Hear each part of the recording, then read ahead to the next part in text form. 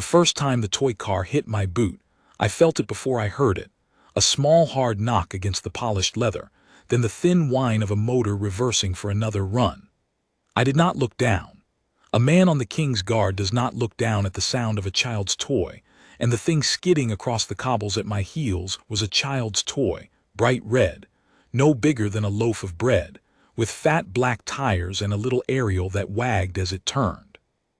What I could not see and would not let myself look at was the man working the controller 20 feet away on the far side of the gate, grinning at a phone propped on the railing. I learned his face later, in a courtroom. That morning I knew him only by the sound of his laugh, and the small, deliberate cruelty of a man who has decided to find out exactly how much a still man will take. I am telling this in the past tense because it is over now, and because the men who train us say a guard should never speak of his post while he stands it. So I waited. Behind that unmoving face, the one the tourists photograph and call a statue, I was counting.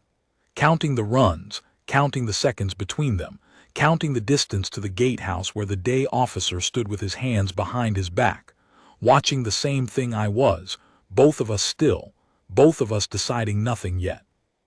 The toy car backed off, swung wide across the forecourt of Harlow Gate, and came at me again. This time it struck the inside of my left ankle, hard enough that I felt the buckle of my chin strap tap once against my jaw from the small jolt of it. A ripple of nervous laughter moved through the line of visitors pressed to the railing. Phones came up. I have stood this post for 6 years, in the kingdom we serve, a fictional house, an old gate, a forecourt of gray stone worn smooth by 200 years of boots, and I have learned to read a crowd the way a sailor reads weather. This crowd did not want to fight. They wanted to see whether the rumor was true, the rumor every visitor arrives carrying, that you can do anything to one of us and we will not move. The man with the controller wanted to prove it. He wanted it on film. I gave him nothing. That is the whole of the work, and it is harder than it sounds. A few of the visitors tried, in the small way that decent people do, to stop it. A woman near the railing told him to leave the poor man alone. An older fellow in a walking coat said loudly that it was a disgrace and that someone ought to call somebody. The driver only grinned wider at that, because to a man performing for a phone, an objector is not an obstacle. An objector is a better scene. He turned the camera on the woman and asked her if she was the guard's mother, and the cluster of his own kind who travel with such men, 2 or 3 of them I had not marked until then, laughed the ugly laugh that gives a coward his courage.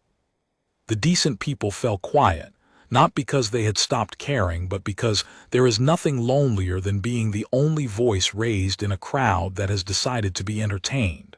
I felt for them. I could not help them, not in the way they wanted, not by turning and putting an end to it with the weight of my presence. I could only do the slower thing, the thing they could not see the use of yet. Hold the line, give the cameras a clean record, and trust that the help they wanted would arrive from a direction the driver was not watching. It is a hard thing to ask of bystanders, to trust a stillness that looks like surrender. I have come to believe it is the most important thing the gate teaches anyone who watches it long enough, that the answer is coming, and that it will be better for not being rushed. He sent the car in a 3rd time and a 4th, learning the angles, learning that the boot would not kick out, that the rifle would not swing, that the eyes forward would stay forward. Each run he laughed a little louder. Each run the phones held a little steadier. And each run I did the only thing the post allows me to do, which is to remember that the stillness is not weakness. It is the discipline that lets a man hold a line he could break in half a second and choose not to, because the choosing is the duty. I had a name for him by then in my own head. I called him the driver. It seemed fair. He had made himself one. The car came in a 5th time and wedged itself sideways under the arch of my instep, wheels spinning, motor screaming against the leather. He left it there. I could feel the little machine straining, hot, vibrating up through the sole of my boot, and over the noise of it I heard him call out the first words I let myself truly mark, "Come on. Move." You felt that. I know you felt that." I had felt it. I let him wonder. What he did next told me everything about the kind of man he was. He did not pick the car up. He walked toward me. I heard the slap of expensive shoes on the cobbles, unhurried, a man strolling, and when he was close enough that I could smell the cigarette on him under a sweet cologne, he crouched, retrieved his toy from under my boot with 2 fingers, and as he rose he looked straight into my forward-fixed eyes and said, soft, only for me, "You're not real. You know that. You're a costume with a man inside it, and I can do whatever I want to a costume." Then he flicked the toe of my boot with the toy car, like a man flicking ash, turned to his phone, and announced to whoever was watching that the famous King's Guard was a coward who let a grown man play bumper cars with his feet. That was the moment the morning turned. Because behind my face, where he could not see, I had stopped counting the runs. I had started counting the things he had just done, and arranging them in the cold order in which a court would one day hear them. I want to be honest about something, because the men who watch these stories deserve honesty and not a fairy tale. There is a feeling that comes when you are mocked in front of 100 strangers and forbidden to answer. It is not noble. It is hot and low in the chest, and it whispers that one step, one word, one hand laid flat on a man's collarbone would end the whole thing in an instant and feel, for that instant, like justice. Every guard knows that whisper. The first year on post you fight it like a fire. By the 6th year you have learned the truth the whisper hides, that the instant of satisfaction is the only thing the driver actually wants. He is not trying to hurt me. He is fishing for the 1 second I break, because that 1 second the guard who finally swung is the clip that pays. My stillness was not me losing. My stillness was me refusing to be his content. So I held, and while I held I watched the gatehouse. The day officer that morning was Lieutenant Marsh, a lean, gray man who had stood this same forecourt before I was born and who had, I knew, already seen everything I had seen. We are not alone on the gate, though we look it. There is the visible sentry, me, and there is everything behind me. The officer, the guardroom, the plainclothes pair who walk the forecourt in soft jackets pretending to read the plaques, the camera housings tucked into the stone arches that the tourists never notice because they are too busy filming us. The whole point of the post is that I am the still thing that draws every eye, so that the machine behind me can do its work unwatched. The driver thought he was tormenting a lone man in a silly hat. He was performing, in high definition, on 6 cameras, for an audience that included 2 officers whose entire profession is the careful answering of exactly this. Marsh had not moved, but I saw him turn his head a half-inch toward the plainclothes man by the west plaque, and I saw that man fold his guidebook closed. That was all. That was the machine waking up. I should explain what holding actually costs, because the visitors at the railing think it is nothing, that a still man is an easy man, that standing there is the laziest job in the kingdom. It is the opposite of nothing. The bearskin is heavier than it looks, and the morning was warming, and there is a particular ache that settles into the shoulders and the small of the back when you have stood a long watch and may not shift your weight. The whole of you wants to move, and you may not, and into that wanting a clever man can pour his torment like water into a crack, and wait for the freeze to split the stone. That is what the driver was doing. He had found by accident or instinct the exact pressure a provoker applies best. Not a single hard blow which a man can brace against, but a slow drip of small humiliations, each one just under the line, each one daring you to be the one who finally decides the line has moved. The toy car was not the weapon. Patience was the weapon, and he thought he had more of it than I did. He did not. That is the one thing every driver gets wrong about every guard. He had been at it for minutes. I had been at it for 6 years. I had stood this gate in rain that ran down the back of my collar, and in heat that pooled in my boots, and through a long winter night once, when a man wept against the railing for 2 hours over grief, I never learned the shape of, and I had held through all of it, because the holding is not something I summon for the hard mornings. It is the floor I stand on every morning. A man who practices stillness as a discipline does not run out of it when a stranger turns up with a toy. He simply notes the new weather and keeps the watch. The driver had a morning's worth of patience and a phone's worth of nerve. I had a life's. So when the car came in again, the 6th run, the 7th, I had lost the exact count and let myself stop keeping it. I did the work, which is to make the wanting smaller than the duty over and over, breath by breath, until the wanting gives up before you do. The crowd watched the toy. I watched the gatehouse, and the gatehouse watched the driver, and the cameras in the stone watched all of us, patient as the stone itself. The driver, of course, saw none of it. He was already setting up his next bit. He backed across the forecourt again, controller high like a conductor, and called out to the railing crowd, playing to them now, the showman, that he was going to do something nobody had ever filmed. Then he ran the toy car flat out at the base of the gate, jumped it off a low cobble onto the toe of my right boot, and in the same motion stepped in and kicked at me, not the toy me, a real kick, the flat of his shoe driving at my shin guard. He pulled it at the last inch, the way a bully always does, so that the shoe only grazed the metal, and the crowd would later argue about whether he had truly meant it. I did not argue. I had felt the wind of it. I had seen, in the bottom edge of my fixed vision, the shoulder drop and the hip turn that a kick needs, and there is no innocent reason for a man to wind up a kick at a sentry's leg. He had crossed a line that the toy car had only flirted with. He had laid hands, laid a foot, on a guard on duty. And he had done it on camera, in front of witnesses, at the gate of a royal house, which is not a thing the law treats as a prank. The crowd's laughter died. I felt it die, that change in the air I have learned to read, the moment the bit stopped being funny and started being something they did not want to be standing next to. The driver felt it too. For the first time a flicker crossed his grin. He covered it the way arrogant men do, with more arrogance, turning to the phone and saying loudly that the guard had flinched, that he had a reaction look, though I had not moved a hair, and the camera in the arch above us would show I had not. He bent for his toy car. And as his fingers closed on it, a quiet voice beside him said, "I'll take that, sir."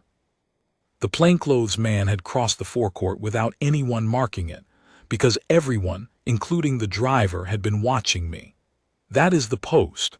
The still man holds every eye, and the work walks up behind you in a soft jacket and asks politely for your evidence. The driver straightened with the toy car clutched against his chest like a thing being stolen from him. "Who are you?" he said. "Get away from me. This is a public square." "Forecourt of the gate, sir," the soft jacket man said. He did not raise his voice. He never did the whole rest of that morning, and I came to admire it the way you admire any man who does a hard job without showing the strain. And it's a controlled area. I'm going to need the controller as well as the vehicle. It's a toy. Yes, sir. It's also been used to make contact with a sentry on duty repeatedly, and I think we both know the last contact wasn't the vehicle. So let's step over to the gatehouse and sort it out properly. I will tell you what I learned about men like the driver from the next 10 minutes, because it is the part the films usually leave out, and it is the part that matters. They are brave only inside their own performance. The moment the audience stops being his and starts being the law's, the showman collapses into something small and loud. He raised his voice. He told the soft jacket man he had no authority, that he was being assaulted, that he would have everyone's badge, that he was a guest of someone important. He named a name, the way they always do, a name meant to open doors. The soft jacket man wrote the name in a small book without looking up, and somehow the writing of it down was worse for the driver than any argument would have been. A name shouted is a threat. A name written down is evidence. Through all of it I stood my post. I want to be clear about that because it is the heart of the thing. It would have been easy, natural, even for me to turn now to fix the driver with a look, to add my own weight to the moment when he finally understood he had lost. I did not. The gate was still the gate. There were still visitors at the railing, still a forecourt to hold, still the discipline that does not take a holiday because the man tormenting you has at last begun to lose. A second guard, my relief, came up the line in the slow ceremonial step and took position 3 paces off, ready. And only when Lieutenant Marsh gave the small nod did I about face and march off the post in the measured tread we are taught, every footfall the same, no faster for being watched, no slower for being angry. Discipline is not a feeling you have. It is a thing you do when the feeling would prefer you did something else. In the guardroom, I gave my account to Marsh in the flat, plain way we are trained to give it. No adjectives. The toy car made contact with the left boot at such a time. The vehicle was wedged beneath the instep at such a time and held there. The subject approached, made a statement I could repeat word for word, and flicked the boot with the vehicle. The subject withdrew, ran the vehicle at the right boot, and delivered a kick toward the shin guard. Contact with the guard metal, pulled at the last. I gave it all to him the way you hand a man a row of tools, each one laid straight. Marsh wrote it down. Then he looked at me over the top of his glasses and said the only thing he said about the way I had handled it, which was, "You gave him nothing." It was not praise exactly. It was an inventory. He was confirming that the record was clean. That mattered more to me than praise would have. And I think any man who has done a disciplined job under provocation will understand why. Here is the thing the driver never grasped, the thing his whole morning was built on misunderstanding. He believed the cameras were his. He had a phone, after all, and he was making content. And in his world, the man with the camera is the man with the power. But the gate of a royal house is not his world. The cameras that mattered were not the one propped on the railing. They were the 6 in the stone, recording in formats no editing app can soften, from angles that do not lie, with timestamps a court accepts. His phone showed a still man and a funny toy. The gate's cameras showed a grown man ramming a motorized vehicle into the legs of a sentry on duty 11 times, holding it against the boot to overheat it, leaning in to deliver a private taunt, and finally winding up and aiming a kick at the leg of a man who had given him not 1 inch of reaction to justify it. The same footage that he thought made me look foolish made him look like exactly what he was. He had filmed his own charge sheet and posted half of it to the world before the soft jacket man ever said, "I'll take that." I did not see the next part. I was off post in the guardroom, then released to quarters, because a guard who has been the subject of an incident is taken out of the line so that his account stays his own. But I learned it later from Marsh and from the court, and I can tell it true. The driver did not calm down at the gatehouse. He got worse, the way a fire gets worse when you stamp on it without smothering it. He demanded his car back. He was told it was being held as evidence and would be returned or not by a court. That word court was the first time the soft jacket man saw real fear cross the driver's face, and the fear made him stupid. He lunged for the table where the toy car sat in a clear bag, and a second officer, the one who had been the soft jacket man's quiet partner all morning, stepped in and took his wrist in the unhurried, practiced way that ends an argument without a blow. They did not wrestle him. They did not need to. They simply did not let go and explained calmly that snatching at evidence in front of 2 officers was a fresh matter he would also be answering for, and would he please sit down? He sat down. The performance was over.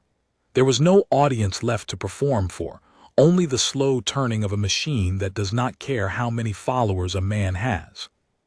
Marsh told me much later how the gatehouse hour had gone, and I set it down here because it is the part of the story that taught me the most about how a quiet institution answers a loud man.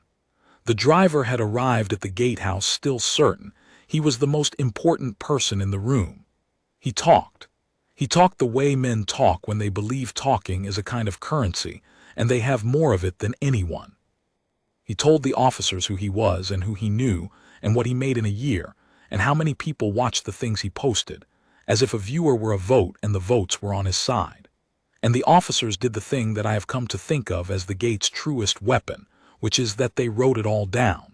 Not to use it, to show him that everything he said was now a fact in a file, and that the file did not care how he felt about it. A man who lives by the size of his audience cannot bear to be merely recorded. He needs to be reacted to.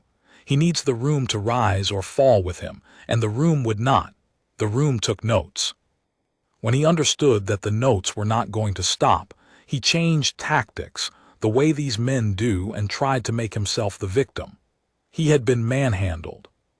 He was a guest of the kingdom. The guard had glared at him, a lie, and the cameras would say so. He demanded to know whether they realized what would happen to their careers when the right people heard about this. And here Marsh said the thing I have kept. He told the driver mildly that the right people had already heard about it, that the right people were the ones whose job it was to watch that gate, and that they had been watching it the whole time, and that the only person in the room who had misjudged the audience was the man who had spent his morning playing to a phone while 6 cameras and 2 officers and a sentry with 6 years of stillness in him took his measure. The driver had no answer to that. There was no answer to that. He sat for the first time that day, like a man and not a performance. For a while I thought that would be the end of it for me. A guard files his account and goes back on the line. The forecourt does not stop because one man turned a toy into a weapon. 3 days later I was standing the same post, in the same gray morning, watching a new crowd at the railing, and I will be honest. There was a part of me that hoped the whole thing would simply dissolve the way most of these things do. The man paying a small fine, the clip getting its views, the world moving on. I had given him nothing on the day. I did not particularly want to give him my time in a courtroom afterward. But the Post does not ask you what you want, and neither, it turns out, does justice. About a week after, Marsh told me quietly between reliefs that the matter was not going to dissolve, that the kingdom's prosecutors had looked at the gate footage and the driver's own posted clips side by side and had decided to charge it properly, and that I would be called to stand and tell, in a courtroom this time, what I had told the guardroom. The charges, when I finally understood them, were not the petty thing the driver had imagined. He had thought, I am sure, that the worst he faced was a fine for a nuisance, the kind of thing a man with a famous-sounding friend can make disappear. He was wrong on every count. Driving a powered vehicle at a sentry and making repeated contact, then aiming a kick at that sentry, that is an assault on a guard on duty, and the law of a royal house does not treat its sentries as men who consented to be targets simply by standing still. Bringing the device through the gate's controlled approach and operating it against the post was a separate breach of the protected area, the kind of thing the gate exists to prevent. And his lunge at the evidence in the gatehouse, witnessed by 2 officers, became its own small charge. The toy car that he had treated as a license to do anything to a costume with a man, inside it had instead become the single most damning piece of physical evidence against him, recovered, bagged, its motor still warm. The very thing he had used to make contact entered into the record under his own name. I have thought more than once about the strange justice in that. He drove that car at me for laughs. In the end, the car drove him to court. I had never given evidence before. I want to describe the courtroom honestly, because a 50-year-old man who has stood in his own difficult rooms knows that the hard part is rarely the part the stories dwell on. The hard part was not facing the driver. It was the waiting in the corridor outside, in my off-duty plain clothes, feeling oddly undressed without the tunic and the bearskin, a man instead of a symbol, while strangers walked past and had no idea that the quiet fellow on the bench had been the still figure half the kingdom had watched get bumped by a toy. The hard part was understanding that in there I would not be allowed my stillness. On the post, silence is the whole of my craft. In the witness box, silence is no good to anyone. I would have to speak, to put words to the thing I had spent 11 minutes refusing to react to, and I would have to do it plainly, without anger, without color, the same way I had given it to Marsh, because a guard's word carries weight precisely to the degree that it stays flat and true. When they called me in, the driver was already there. He had dressed for it, a good suit, a serious face, a lawyer beside him whispering. He did not look like the showman of the forecourt. He looked like a man who had finally understood that the audience in this room could not be played, and who was trying, far too late, to become the kind of person he should have been at the gate. He did not meet my eyes when I came in. I marked that. On the forecourt, he had looked straight into my fixed gaze and told me I was not real. In the courtroom, he could not look at me at all. I took the oath and gave my account. The toy car made contact with the left boot at such a time. The vehicle was held beneath the instep and the motor ran hot. The subject approached, made the following statement, and flicked the boot with the vehicle. The subject withdrew, ran the vehicle at the right boot, and delivered a kick toward the shin guard. I gave it all in order, every tool laid straight, no adjective, no heat. When the driver's lawyer rose to question me, he tried the only door left to him. He tried to make my stillness into the crime. If the guard did not react, he asked, did the guard truly feel threatened? If a man can stand and take it, where is the assault? It was a clever question for the wrong room. I had thought about it for a week, on the post, in the gray mornings, and so I had my answer ready, and I gave it the way I give everything from that gate level. A sentry does not react, I said, because a sentry is trained not to react. The discipline is the job, it is not consent. A man does not get to do as he likes to me because I am too well trained to give him the fight he was hoping for. I felt every contact. I chose to hold my post. The holding was mine. The choosing to attack was his. The lawyer sat down. I have replayed that moment more than I should admit, not for pride. Pride is a poor companion on a long post, but because it was the first time I understood that the stillness I had practiced for 6 years was not only a way of holding a gate. It was a way of holding a truth, unbent, until the right room was ready to hear it. The evidence did the rest, and it did it without me. The court played the gate footage on a screen, all 6 angles, slowed down, while the room watched in a silence I recognized. The same silence that had fallen over the railing crowd the moment the bit stopped being funny. There is a difference between watching a thing as entertainment and watching it as a record, and the difference is the difference between the driver's mourning and the driver's reckoning. On a phone, edited, captioned, the clip had been a man pranking a statue. On the court's screen, slowed and time-stamped and laid beside his own gleeful posts, it was a man methodically attacking a sentry who never once gave him a reason. The motor running hot against my boot. The lean-in, the soft words the lip reader confirmed. The kick, and here the prosecutor stopped the footage on the single frame where the driver's shoulder dropped and his hip turned and his foot drove at my leg, and let it sit on the screen, and said nothing at all, because the frame said everything. The drop of the shoulder is not the body language of a prank.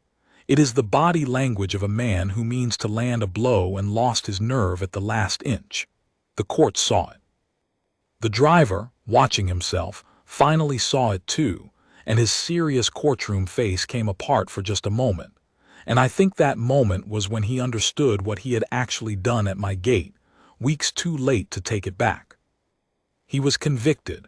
Assault on a guard on duty, breach of the protected approach.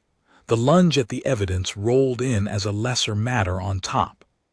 The famous-sounding friend whose name he had shouted at the gatehouse, and whose name the soft jacket man had written down so calmly turned out, as those names always do, to be a door that does not open from the wrong side.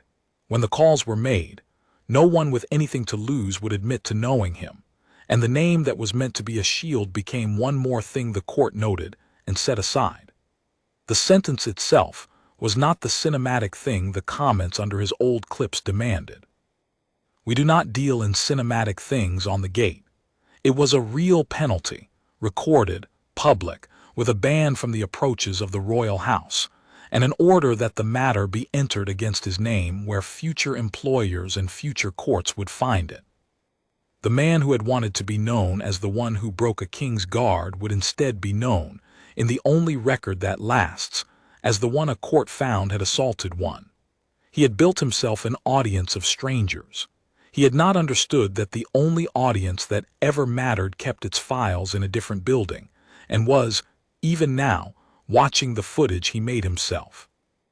There is a small irony in how the wider world received it, and I record it without much joy, because the world's opinion is a poor thing to build a life on, and I had built mine on the gate instead.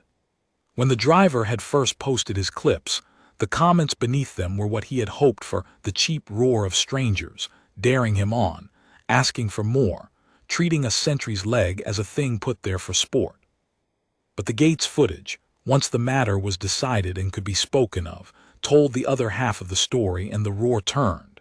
The same strangers who had egged him on now lined up to say they had always found him contemptible. I do not trust that crowd in either direction.